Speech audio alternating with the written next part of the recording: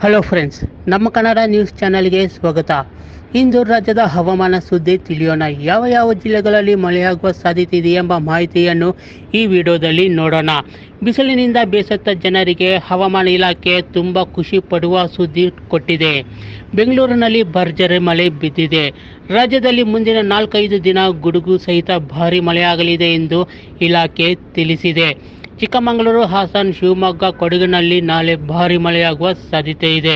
ಉತ್ತರ ಕನ್ನಡ, ದಕ್ಷಿಣ ಕನ್ನಡ ಮತ್ತು ಉಡುಪಿ, ಧಾರವಾಡ, ಬೆಳಗಾವಿ, ಮಂಡ್ಯ, ಹಾಸನ ಸೇರಿದಂತೆ ಇತರೆ ಜಿಲ್ಲೆಗಳಲ್ಲೂ ಮಳೆಯಾಗಲಿದೆ.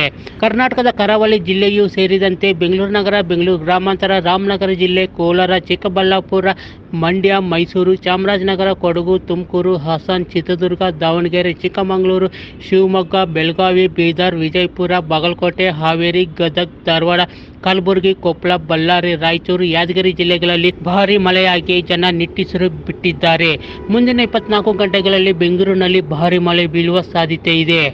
ಮಂಡ್ಯ ಜಿಲ್ಲೆಯ ನಾಗಮಂಗಲ ಹಾಗೂ ಸುತ್ತಮುತ್ತಲಿನ ಗ್ರಾಮದಲ್ಲಿ ಸುಮಾರು 1 ಗಂಟೆ ಕಾಲ ಗುಡುಗು ಸಿಡಿಲಿನ ಆರ್ಭಟದೊಂದಿಗೆ ಮಳೆ ಸುರಿದಿದೆ. ಚನ್ನರಾಯಪಟ್ಟಣ, ಹಾಸನ, ಮೈಸೂರು ನಗರಗಳಲ್ಲೂ ಮಳೆಯಾಗಿದೆ. ಏಪ್ರಿಲ್ 29ರಂದು ದಕ್ಷಿಣ ಕನ್ನಡ, ಉಡುಪಿ, ಉತ್ತರ ಕನ್ನಡ, ಬೆಳಗಾವಿ, ಧಾರವಾಡ, ಹಾವೇರಿ, ಚಿಕ್ಕಮಗಳೂರು, ಹಾಸನ, ಕೊಡಗು, ಮೈಸೂರು ಮತ್ತು ಶಿವಮೊಗ್ಗ ಜಿಲ್ಲೆಗಳಲ್ಲಿ ಒಂದೆರಡು ಕಡೆಗಳಲ್ಲಿ ಮಳೆಯಾಗುವ ಸಾಧ್ಯತೆ ಇದೆ. ರಾಜ್ಯದ ಉಳಿದ ಜಿಲ್ಲೆಗಳಲ್ಲಿ ಒಣ ಹವೆ ಇರುವ ಸಾಧ್ಯತೆ ಇದೆ ಎಂದು ಹವಾಮಾನ ಇಲಾಖೆ ತಿಳಿಸಿದೆ.